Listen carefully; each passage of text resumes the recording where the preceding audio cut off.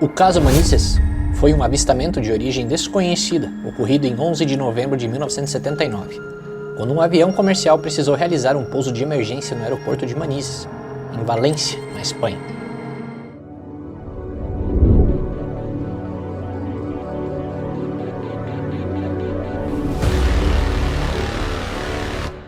O incidente de Manises é um dos casos ufológicos mais interessantes da ufologia espanhola.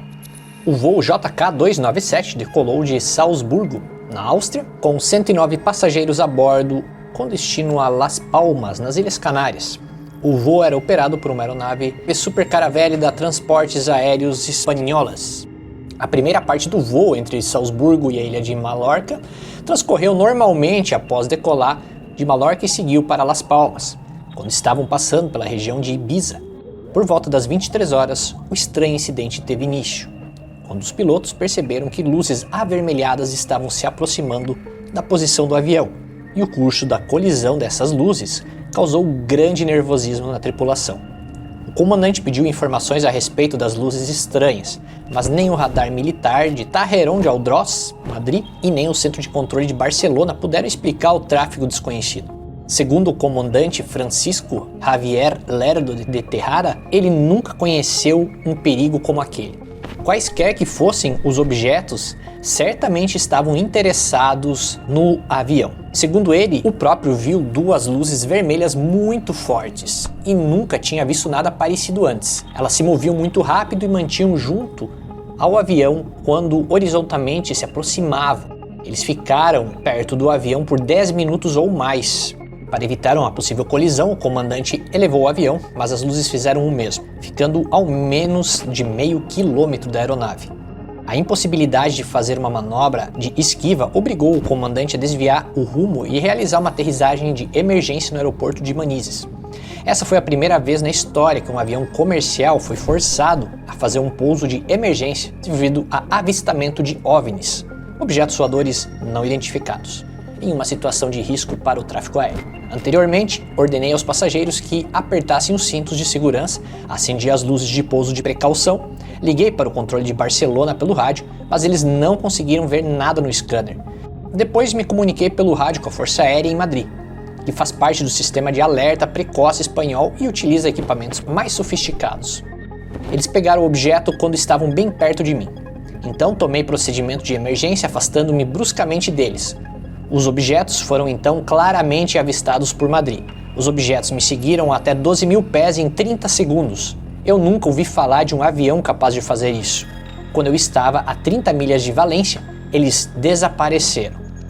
Este foi o relato do comandante Francisco Javier, que ficou cara a cara com o desconhecido e que levaria essa história para toda a sua vida. As estranhas luzes acompanharam o avião até momentos antes da aterrissagem. 3 alvos não identificados foram finalmente detectados pelo radar. O tamanho dessas formas luminosas foi calculado em cerca de 200 metros de diâmetro, cada uma. E as luzes foram observadas por numerosas testemunhas. Uma das formas estranhas passou muito perto da pista de pouso, e as luzes de emergência do aeroporto foram acesas imaginando ser um avião não registrado e que estava em perigo. No momento em que solicitava o pouso de emergência, o piloto Francisco Javier Lerdo de Tejada sugeriu o envio de um avião militar da Força Aérea Espanhola. A sugestão foi acatada à 00:42, já do dia 12 de novembro. Então, um Mirage F-1 decolou da base de Los Llanos, Albacete, na tentativa de identificar a natureza dessas luzes. Durante a sua busca, o caça sofreu diversas interferências em suas comunicações de rádio e sistema de defesa.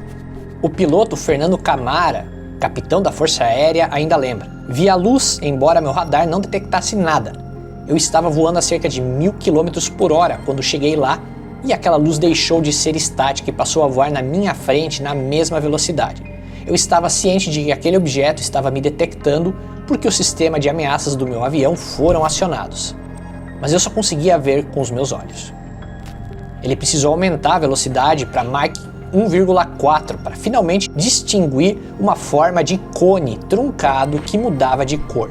Mas o artefato rapidamente igualou a velocidade. O OVNI e o caça seguiram em direção a Saragossa, até que o objeto desapareceu de vista.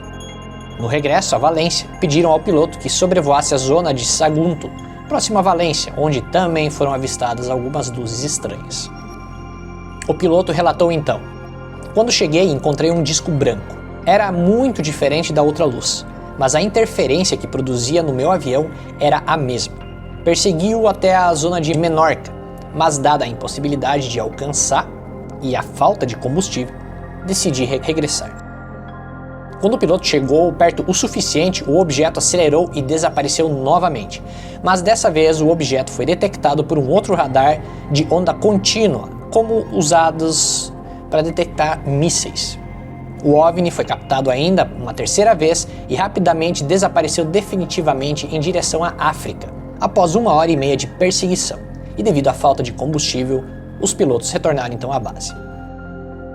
O impacto público do incidente foi tamanho que em setembro de 1980 chegou às Cortes Generales, o parlamento espanhol. O representante da Câmara Alta, Enrique Mujica Erhoz, pediu publicamente uma explicação oficial, mas o avistamento de OVNI foi rejeitado e o incidente atribuído a uma série de ilusões ópticas bizarras. O relatório oficial completo, desclassificado pela Força Aérea Espanhola em agosto de 1994, afirma que o piloto da Super Caravelle JK297, Javier Sanderrada, a tripulação terrestre do aeroporto de Manises e o capitão da Força Aérea, Fernando Câmara, podem ter sido induzidos em um erro por flashes emitidos de um complexo industrial químico de Escombreiras, distante a 160 quilômetros de Manises. O piloto de caça, obviamente, discorda dessa explicação. "Conheço muito bem Escombreiras. Já vi centenas de vezes do ar suas chamas. Quem diz essas coisas nunca pilotou um avião nem sabe o que é estar no ar. Sei o que eu vi. Além disso, aquela luz dirigia-se para Saragoça e não para baixo, em direção a Escombreiras." Outro aspecto que depõe contra essa explicação é o fato de que houve os objetos desconhecidos que foram observados de 40 testemunhas em terra, e a maioria dessas pessoas eram da aeronáutica, o que exclui a possibilidade de ser uma confusão em voo como um erro de interpretação por parte dos pilotos. Um aspecto interessante envolvendo os documentos é que eles apontam a explicação oficial, como sendo um erro de interpretação dos pilotos, envolvendo as luzes de refinarias de Escombreiras. Entretanto, os mesmos documentos citam o grau de confiabilidade das testemunhas ufológicas, dividindo-os em 4 categorias. A primeira, envolvendo as testemunhas de alta confiabilidade, como os pilotos militares e civis, engenheiros aeronáuticos, astrônomos e meteorologistas. No segundo grupo, estariam os acadêmicos, demais militares, policiais e jornalistas de prestígio.